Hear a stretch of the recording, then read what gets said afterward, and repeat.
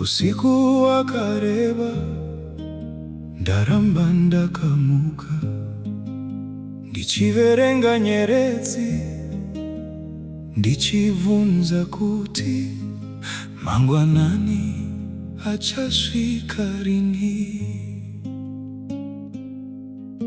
Mumba makanyarara asi moyo uneruzha.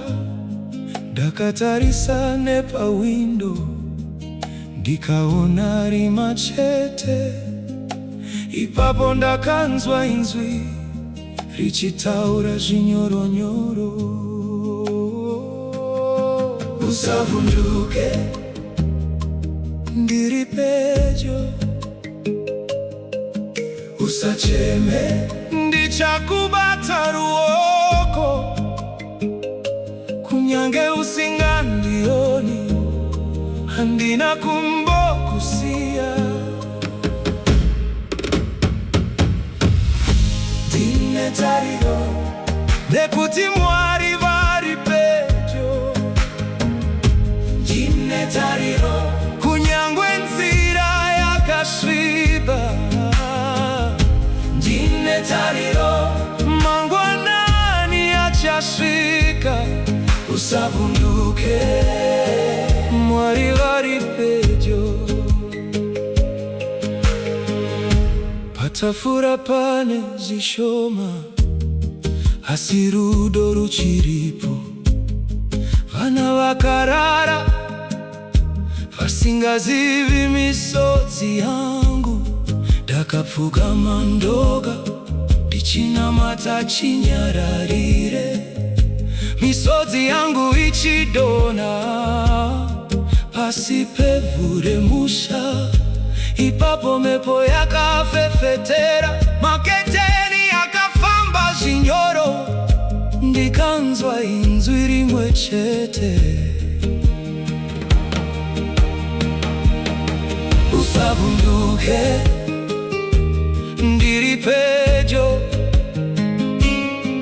Usanetseke, ndinoziva kurwadziwa kwako. Kunyange minduro ikanoneswa, munamato wako ndakanzwa. Ndine tariro nekuti Mwari vari pedyo. Ndine tariro kunyangwe nzira yakasviba. Ndine tariro mangwanani achasvika. Usavhunduke, Mwari vari pedyo.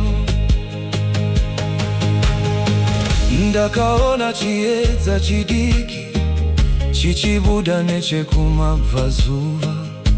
Shiri dzikatanga kuimba, denga richichinja ruvara.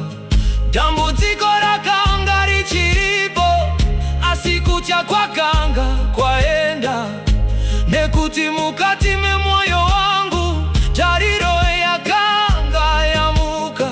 Zuva harina kubuda rose, asi ndakaziva kuti riri kuya.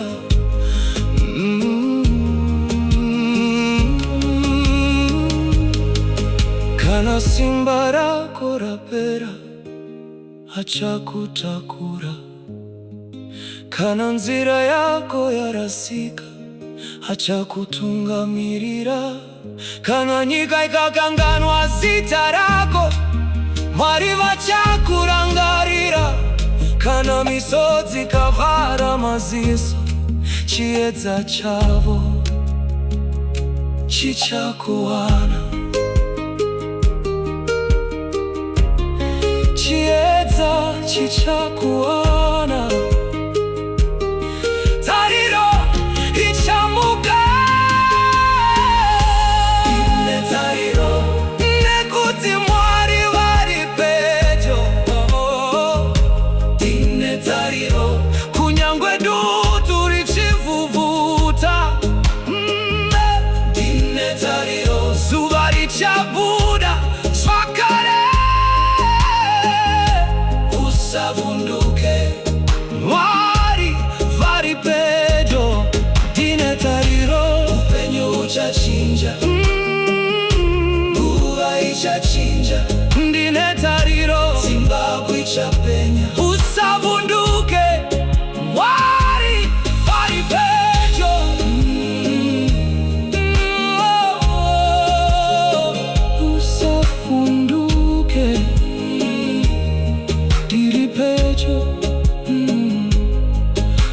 Jangwanani hachaswika Ndine tariro.